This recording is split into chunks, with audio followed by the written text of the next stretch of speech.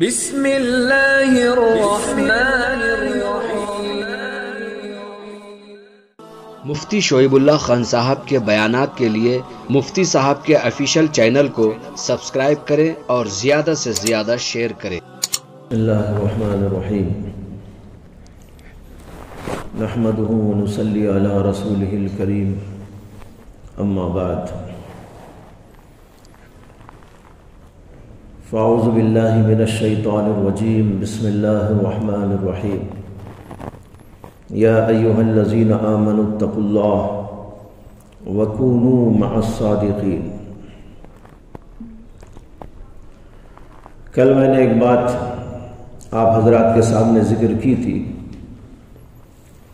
کہ اگر انسان سے گناہ سرزد ہو جائے یا یہ کہ گناہ کرنے سے پہلے ہی وہ اپنے آپ کو گناہوں سے بچانا چاہے،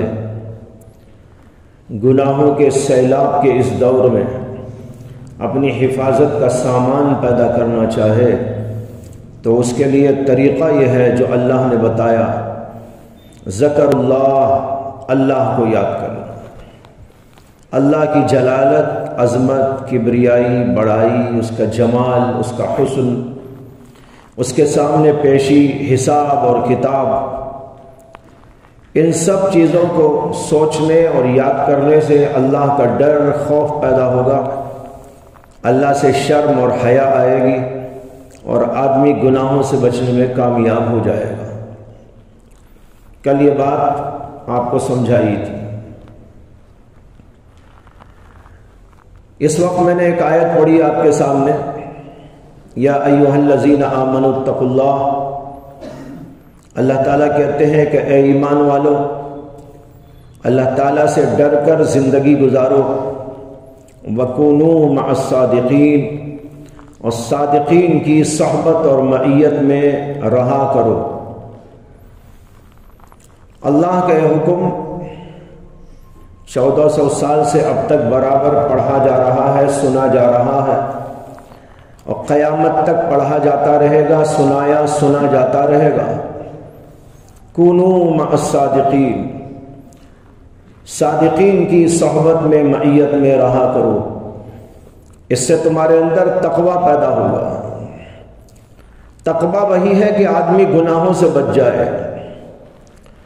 کل ایک نسخہ بتایا تھا، ذکر اللہ، گناہ سے بچنے کا نسخہ یہ ہے کہ اللہ کو یاد کرو، اور اللہ کو یاد کرنے کا مطلب اس کی جلالت اور عظمت، اس کے حسن، اس کے جمال، اس کے سامنے پیشی، اس کا حساب اور کتاب، اس کو یاد کرو۔ دوسرا یہاں پر بتایا گیا، کونوا مع الصادقین، نیک لوگوں کی صحبت اٹھاؤ۔ نیک لوگوں کی صحبت سے یہ فائدہ ہوگا کہ انسان کے اندر تقوی پیدا ہوگا، اور تقوی سے انسان گناہ سے بچے گا۔ یہ اللہ نے دوسرا نسخہ قرآن کریم کے اندر بتایا۔ عام طور پر مدارس میں طلباء کرام اور اسی طرح پڑھنے پڑھانے والے کتب بینی کرتے ہیں۔ ایک بزرگ کا مقولہ یاد آیا، غالباً حضرت تھانوی کا ہے یا مولانا یعقوب صاحب کا، مجھے یاد نہیں اس وقت۔ انہوں نے فرمایا کہ کتب بینی کے ساتھ قطب بینی بھی کیا کرو۔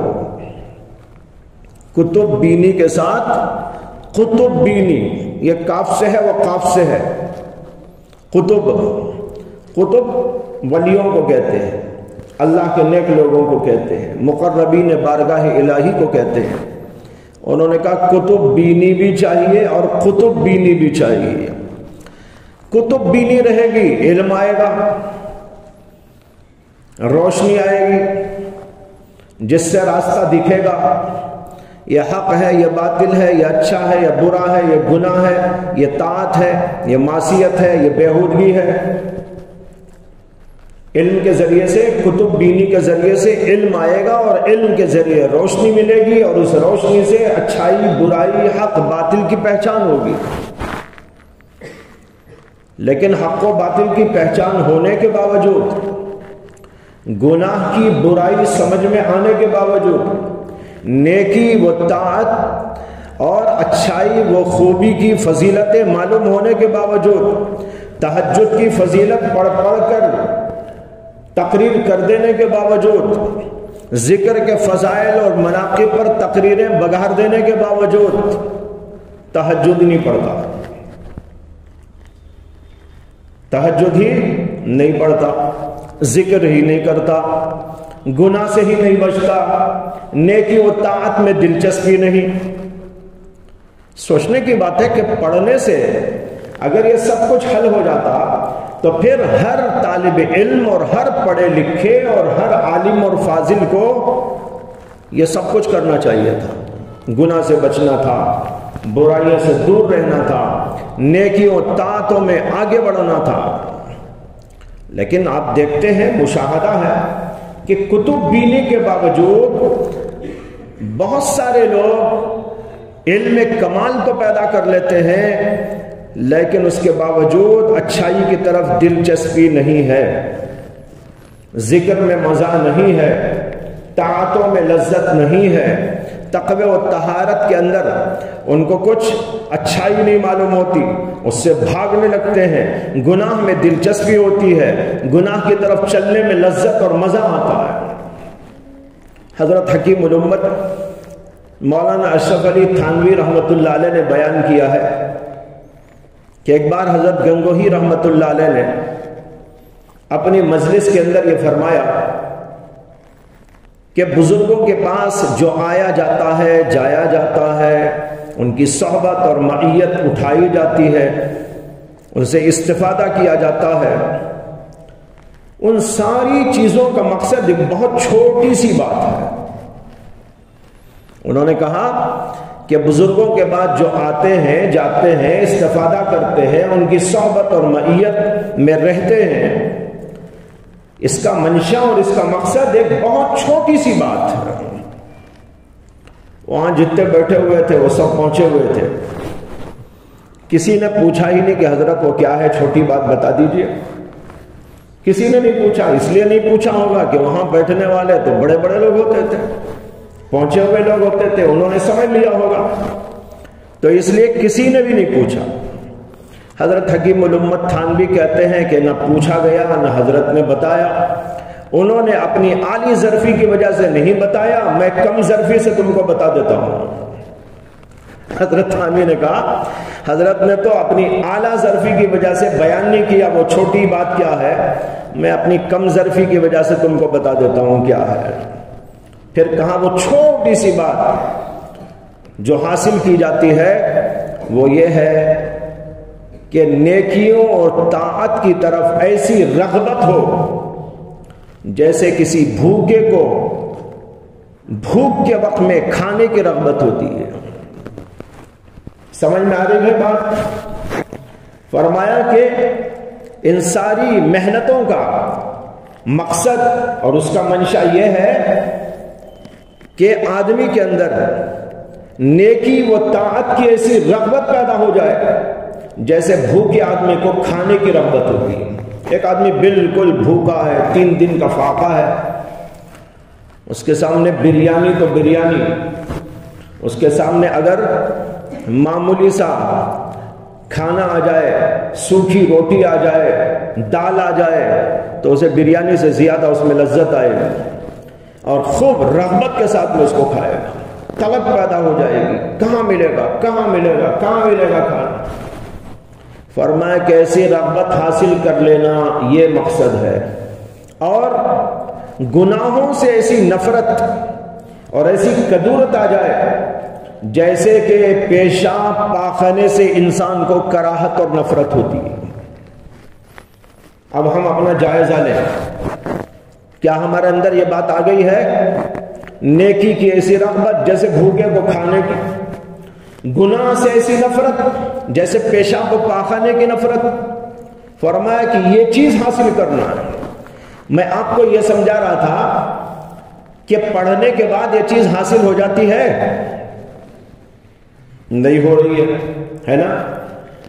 تو نہیں ہو رہی ہے تو مطلب یہ ہے کہ ایک چیز ہم کر رہے ہیں، ایک اور چیز نہیں کر رہے ہیں، جس کی وجہ سے نہیں ہو رہا ہے۔ اسی کو میں نے کہا کہ ایک بزرگ کہتے ہیں کتب بینی کے ساتھ کتب بینی کی ضرورت ہے۔ کتب بینی سے کیا ہوگا؟ علم آئے گا، روشنی آئے گی، اچھے برے کا فرق ہو جائے گا، سب ہو جائے گا، لیکن اندر سے دل ابھی نہیں بنے گا۔ وہ دل کو بنانے کے لیے کتب بینی کی ضرورت ہے، یعنی اہل اللہ کی صحبت اٹھانے کی۔ اس کو اللہ نے کہا کونوا مع الصادقین، نیک لوگوں کی معیت، ان کی صحبت حاصل کرو، ان کے ساتھ میں رہو، تب جا کر تم کو وہ چیز حاصل ہو سکتی ہے۔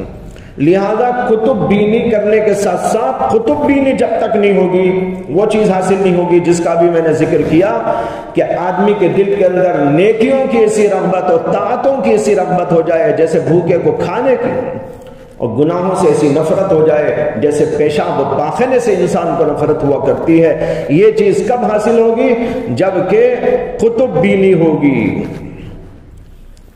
بڑے بڑے اکابر دنیا میں گزرے ہیں، ان کو ضرورت محسوس ہوئی کہ ہم کتابوں کو چاٹ گئے، کتابوں کو کھنگال گئے، اس کے علوم اور فنون کے اندر غوطہ زن ہو گئے اور اس کے شناور ہو گئے، لیکن اس کے باوجود ہم کو ضرورت ہے کہ ہم کسی قطب کے پاس میں جائیں، یعنی کسی اللہ والے کی صحبت اٹھائیں، اس کی صحبت سے ہم کو وہ دولت ملے کہ دل کے اندر اللہ کی عشق کی آنکھ پیدا ہو جائے، اللہ تبارک و تعالی سے تعلق پیدا ہو جائے، نیکیوں کی اسی رغبت اور گناہوں سے نفرت پیدا ہو جائے۔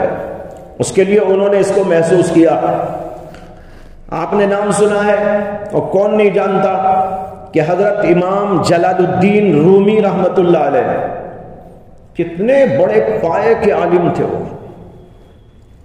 ان کے بارے میں تاریخ میں لکھا ہے کہ امام جلال الدین رومی، ایک تو ہیں جلال الدین سیوطی، وہ دوسرے ہیں، یہ جلال الدین رومی روم کے رہنے والے، بڑے عالم تھے، بڑے فاضل تھے، اور اسی کے ساتھ ساتھ وہ اس زمانے کے بادشاہ کے نواسے بھی تھے، یعنی علمی کمال کے ساتھ ساتھ سیادت اور دنیاوی اعتبار سے بڑائی اور دنیاوی منصب بھی ان کو حاصل تھا۔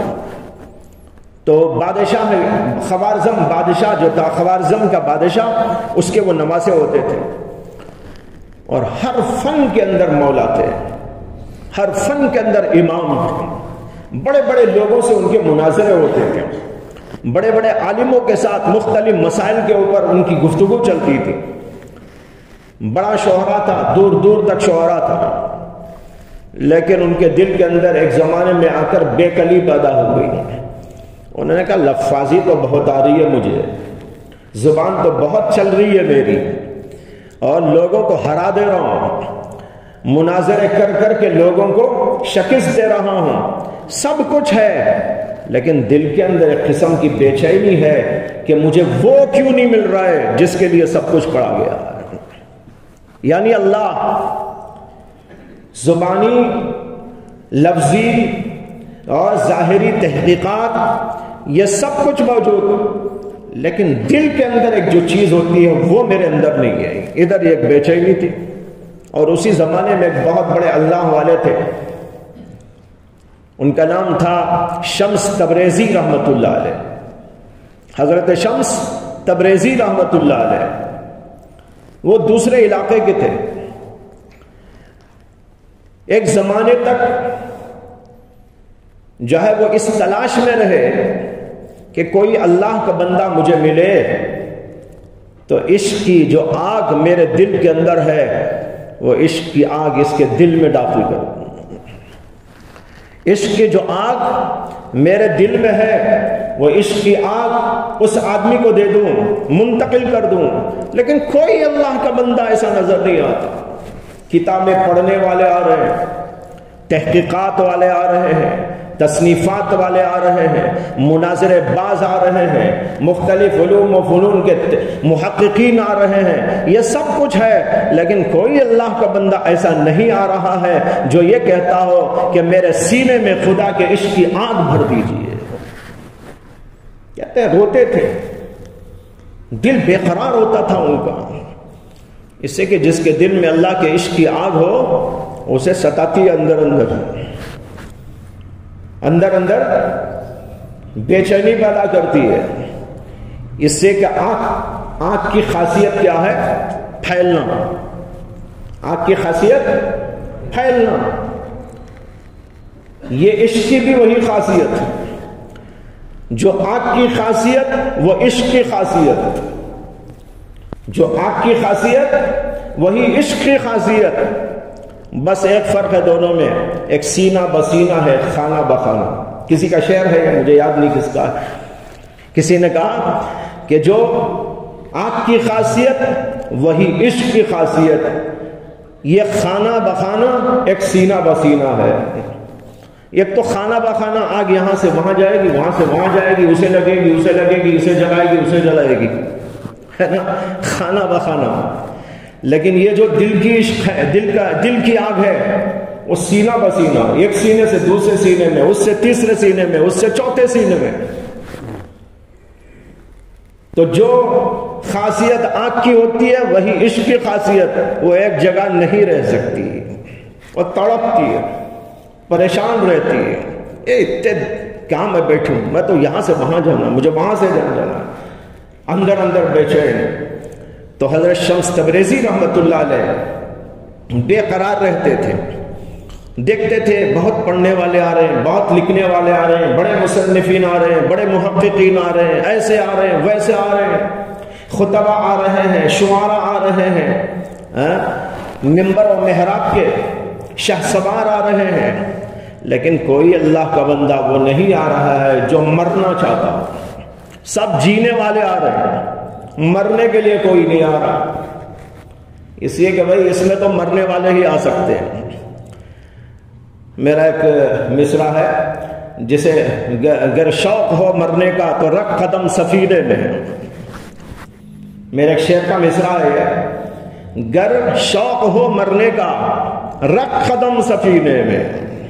اگر مرنے کا شوق نہیں، جینے کا شوق ہے تو جاؤ بھائی کسی اور جگہ پر جاؤ، لیکن یہاں تو مرنے والے آتے ہیں۔ تو وہ دیکھ رہے تھے کہ بھائی یہ صورتحال ہے، دل اندر سے بے چین ہوتا تھا۔ ایک دن دل کے اندر بہت ہی بے چینی ہوئی، اللہ سے انہوں نے کہا کہ اللہ میرے دل میں تیرے عشق کی آگ مجھے بے چین کر رہی ہے، یہ کسی جگہ منتقل ہونا ہے، جب تک یہ ادھر سے ادھر نہیں جائے گی میں تو جی نہیں سکتا۔ اللہ نے دعا قبول کر لی اور ان کو الہام ہوا کہ ایک بندہ ہمارے عشق و محبت کا متلاشی روم شہر کے اندر ہے، تم وہاں پر چلے جاؤ، وہ تمہیں ملے گا۔ تو یہ وہاں سے گئے اور جا کر وہاں ادھر ادھر ٹہلتے رہتے تھے۔ کسی جگہ قیام تھا ان کا ایک محلے میں، اتفاق سے اسی محلے میں مولانا جلال الدین رومی کا آنا جانا بھی تھا۔ دونوں کی ملاقات ہو گئی۔ ملاقات ہونے کے بعد ان کی حالت کو قرار آیا اور انہوں نے وہ عشق کی آگ اپنے دل میں لے لی، سینے میں لے لی، اور پھر مولانا جلال الدین رومی کی حالت پہلے کے حساب سے بدلتی چلی گئی۔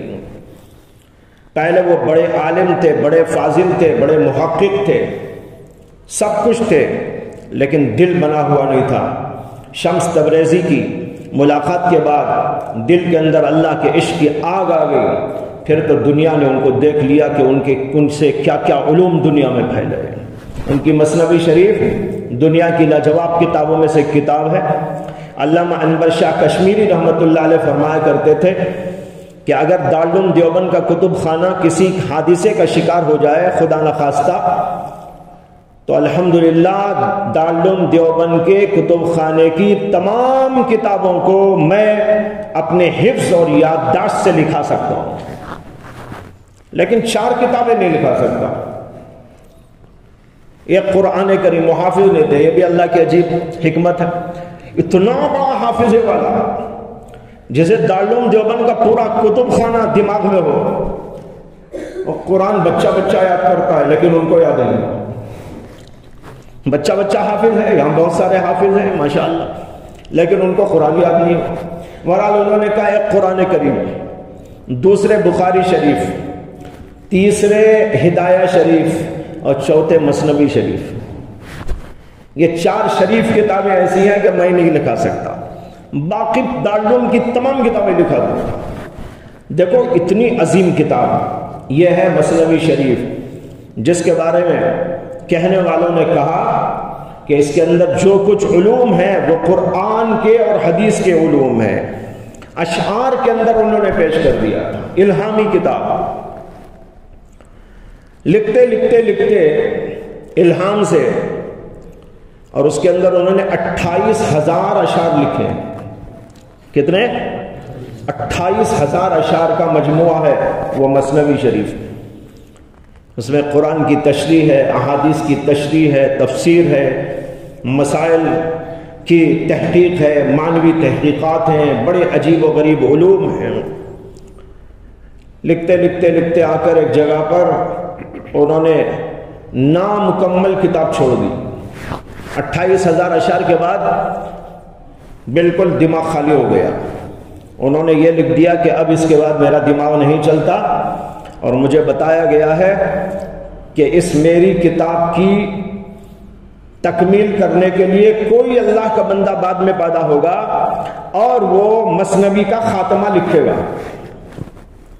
اب لوگ منتظر تھے کہ کون پیدا ہوگا اور لکھے گا، یہاں تک کہ ہندوستان کے اندر وہ شخص پیدا ہوا جو مثنوی شریف کو مکمل کرنے والا۔ کاندھلا، جہاں کے حضرت مولانا شیخ زکریا صاحب کانلوی رحمۃ اللہ علیہ، حضرت مولانا شاہ محمد الیاس صاحب کانلوی رحمۃ اللہ علیہ، جہاں کے حضرت مولانا حضرت جی یوسف صاحب کانلوی رحمۃ اللہ علیہ، ان کی بستی ہے کاندھلا۔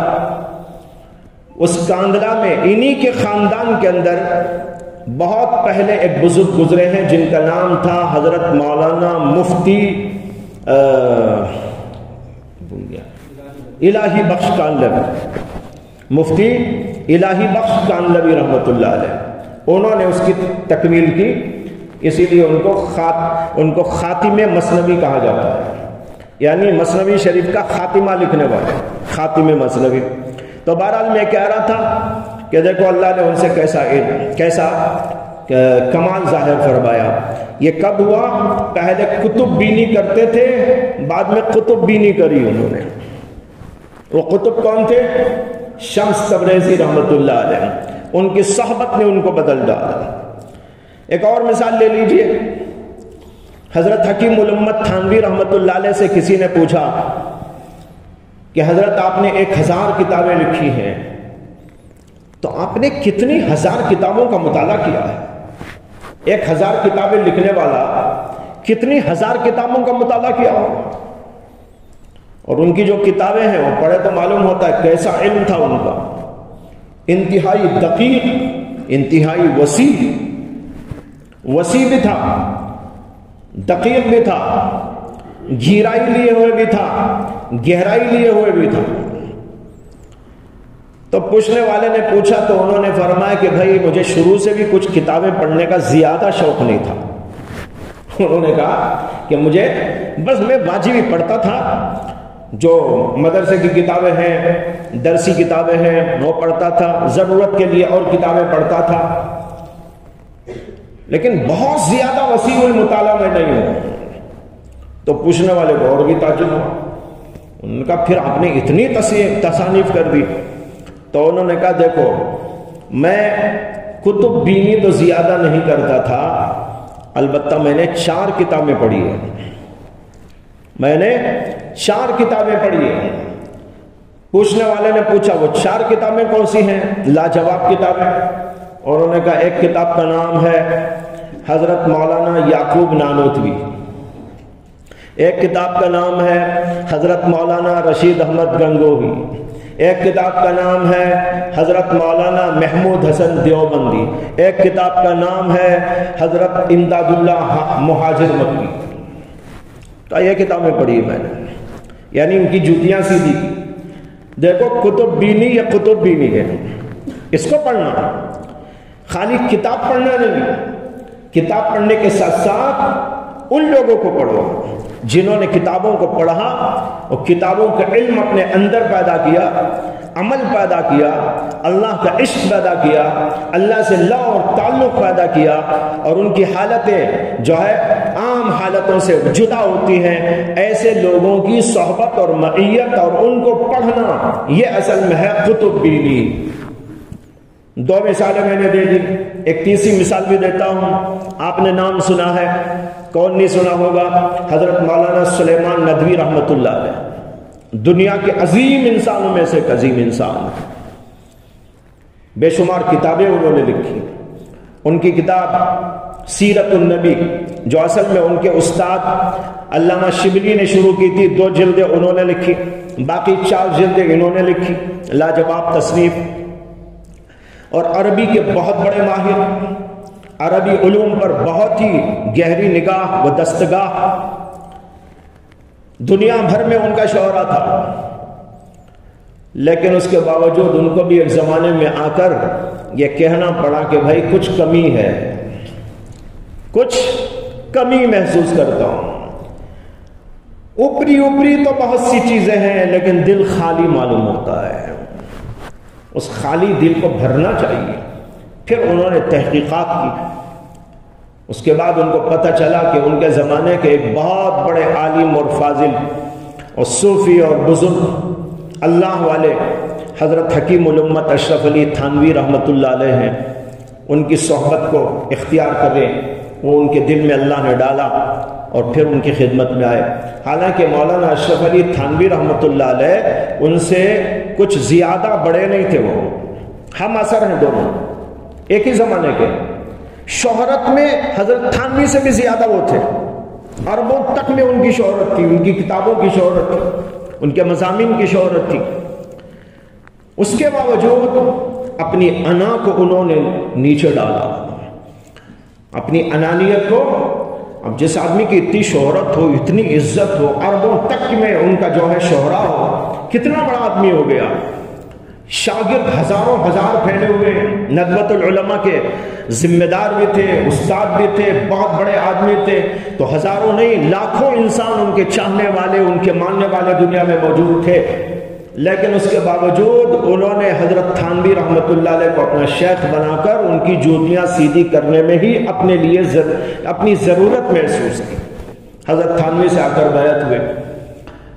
پہلے تو ان کا خیال یہ تھا، وہ جانتے تو تھے ان کو، حضرت تھانوی کو، لیکن کیئر نہیں کرتے تھے، اپنی جو بڑائی تھی یہ تھی اس کی بنا پر کچھ کیئر نہیں کرتے تھے، لیکن بعد میں اللہ نے دماغ میں ڈالا اور پھر وہاں پر پہنچ گئے تو حضرت تھانوی کی صحبت میں بیٹھنے کے بعد انہوں نے کہا، اب تک جس کو میں علم سمجھتا تھا وہ علم ہی نہیں، علم تو یہاں کے پتہ چلا کس کو کہتے ہیں، اور کام مجھے تو اب یوں محسوس ہوتا ہے کہ میں طفل مکتب ہوں ان کے سامنے، یہ انہوں نے کہا۔ ان کے بہت سے لوگوں نے ان پر اشکال بھی کیا، آپ اتنے بڑے عالم، ایسے جلیل القدر، دنیا بھر میں عزت، دنیا بھر میں شہرہ، آپ جا کر وہاں بیعت ہو گئے؟ انہوں نے کہا، بھائی مجھے تم بڑا مانتے ہو یا چھوٹا؟ انہوں نے کہا، تم مجھے بڑا مانتے ہو یا چھوٹا؟ ہم بڑا مانتے ہیں۔ کہا، میری بات کو بھی بڑا مانو، جب مجھے بڑا مانتے ہیں تو میری اس بات کو بھی بڑا مانو کہ ہاں ایسا ہی کرنا چاہیے مجھے۔ اس کے بعد تو ان کا حال ایسا ہوگا کہ جب بھی حضرت تھانوی، ہمارے حضرت مسیح الامت رحمۃ اللہ علیہ فرماتے تھے کہ مولانا سلیمان ندوی کا حال اس کے بعد یہ تھا کہ کسی بھی مجلس میں حضرت تھانوی کا ذکر آتا تھا تو رو پڑتے تھے، رو رو کر ان کا تذکرہ فرماتے تھے۔ بہرحال یہ چند مثالیں میں نے دی، اس سے آپ کو یہ بات سمجھ میں آئی کہ کتب بینی کے ساتھ قطب بینی کی ضرورت ہے۔ ہر عالم کو، ہر فاضل کو، ہر طالب علم کو، ہر پڑھے لکھے کو اس کی ضرورت ہے، تب اس کے اندر اندرونی نکھار پیدا ہوتا ہے، اللہ کی عشق کی بات پیدا ہوتی ہے، تعلق مع اللہ پیدا ہوتا ہے، گناہوں سے بچنا، تقویٰ و طہارت پیدا ہوتا ہے۔ اس کو اللہ نے کہا، کونوا مع الصادقین، نیک لوگوں کے ساتھ، سچے لوگوں کے ساتھ رہا کرو، اس سے تمہارے اندر تقوی کی اسپرٹ پیدا ہوگی۔ اللہ تعالی ہم سب کو سمجھنے کی توفیق عطا فرمائے۔ وآخر دعوانا ان الحمد للہ رب العالمین۔